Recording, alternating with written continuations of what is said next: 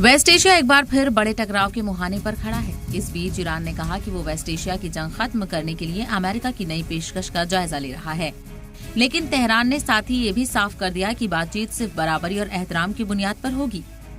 अमेरिकी सदर Donald Trump ने बातचीत को डील और नए हमलों के बीच का नाजुक मोड़ बताया। ट्रंप ने चेतावनी दी कि अगर ईरान ने सही जवाब नहीं दिए तो डिप्लोमेसी का रास्ता बहुत जल्द बंद हो सकता है। We have to get the right answers. It would have to be a complete 100% good answers. And if we do, we save a lot of time, energy and lives, most importantly. ईरानी वज़ारत ख़ारजा के तर्जुमान इस्माइल बकाई ने कहा है कि Tehran को अमेरिकी proposal मिल चुका है और उन पर गौर जारी है।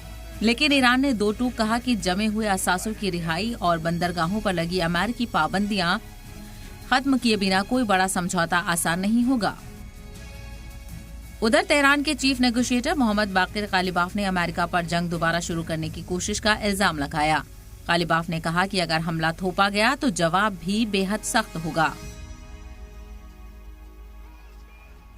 ईरान के रेवोल्यूशनरी गार्ड्स ने भी बड़ा दावा किया। गार्ड्स के मुताबिक अगर नया टकराव शुरू हुआ तो उसकी आग सिर्फ वेस्ट एशिया तक महदूद नहीं रहेगी।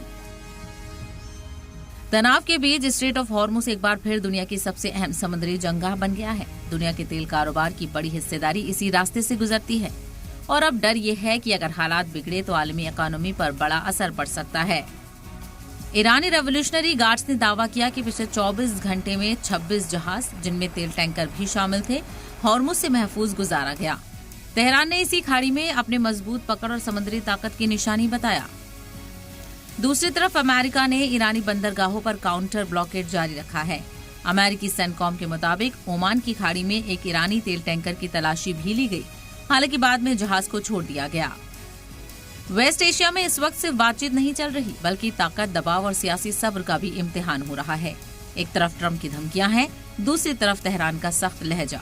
अब दुनिया की निगाहें इस बात पर टिकी हैं कि क्या ये बातचीत जंग रोक पाएगी या फिर हॉर्मुज़ से उठने वाला तनाव पूरी दुनिया को अपनी जद में ले लेगा। ब्यूरो रिपोर्ट, सलाम टीवी।